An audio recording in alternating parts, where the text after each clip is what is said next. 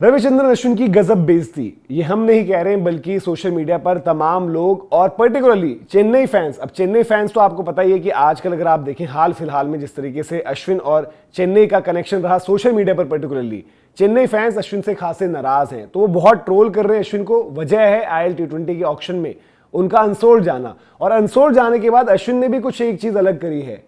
रविचंद्रन अश्विन जो खुद आईएल टी20 के ऑक्शन को प्रमोट कर रहे थे यूट्यूब पर, उन्होंने वहां से अपने वीडियोस डिलीट कर दिए।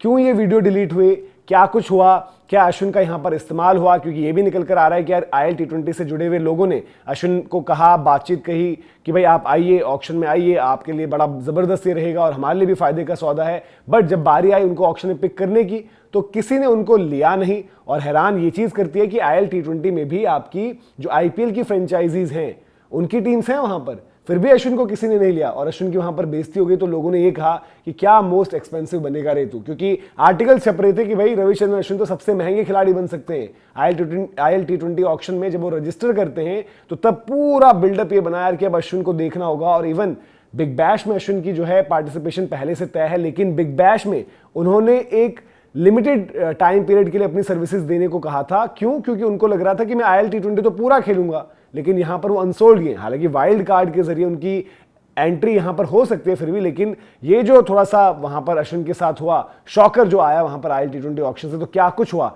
एक बारी आपको दिखाते हैं और फिर सोशल मीडिया पर रिएक्शंस, और कुछ ही रिएक्शन दिखा सकते हैं, कुछ तो बहुत ही एक्सट्रीम है वो दिखा नहीं पाएंगे। लेकिन आईएल टी20 ऑक्शन में हुआ क्या, रविचंद्रन अश्विन का नाम जब आया तो कोई भी उसमें इंटरेस्टेड नहीं दिखा। बड़ी हैरान करने वाली बात थी। तब लोगों ने समझाया कि चलो ठीक है, मे बी ये भी एक फैक्ट है कि अश्विन ने अपना बेस प्राइस बहुत ऊपर रखा था, सबसे ऊपर जो पर्स था उसके हिसाब से भी आप देखेंगे तो ज्यादा था।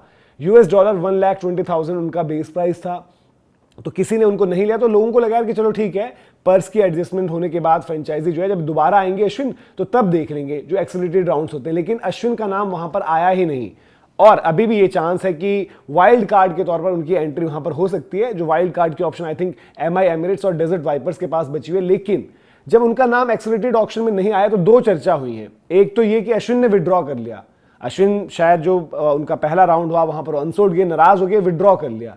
दूसरी चीज लोग ये कह रहे हैं यार कि अश्विन को या किसी ने इस लायक ही नहीं समझा कि उनका नाम वहां पर आया है।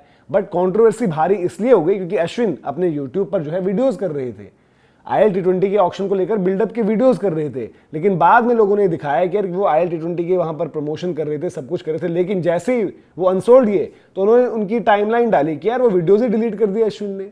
अब ये क्या अश्विन को वो बेइज्जती महसूस हुई या फिर उनके साथ धोखा हो गया? अब धोखे की बात क्यों हो रही है उस पर भी आएंगे। लेकिन ये यहां पर देखिए, चेन्नई फैंस जैसे मैंने बोला कि वो हाल फिलहाल में नाराज चल रहे हैं।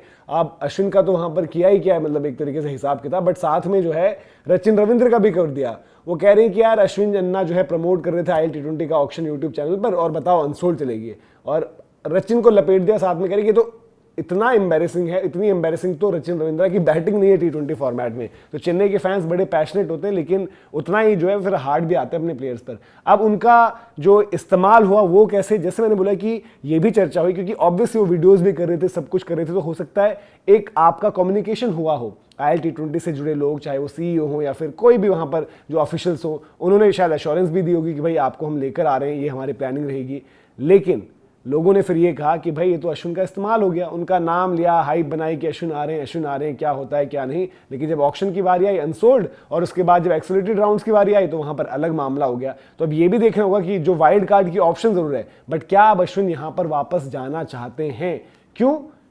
क्योंकि प्लान अश्विन का ये था कि भाई मैं आईएल टी20 पूरा कमिट कर रहा हूं, बिग बैश जो है वो लिमिटेड टाइम के लिए जाऊंगा, लेकिन आईएल टी20 में वहां उनके लिए कोई टेकर्स ही नहीं रहे। तो बड़ी हैरान करने वाली ये चीज रही। आपका क्या मानना है? क्या वो बेस प्राइस बहुत ज्यादा था, अश्विन जिस तरीके से अब उनकी यूटिलिटी है और उम्र है, क्या उस लिहाज से उन्होंने दाम ज्यादा मांग लिया, या फिर खेला हो गया उनके साथ कि भाई पहले राउंड में अनसोल्ड गए, या आपको भी लग रहा है कि स्ट्रेटेजी थी, आईएल टी20 ने भुनाया अश्विन का नाम, ऑक्शन हाइप हुई, उसके बाद अश्विन जो है आपको दिख नहीं रहे?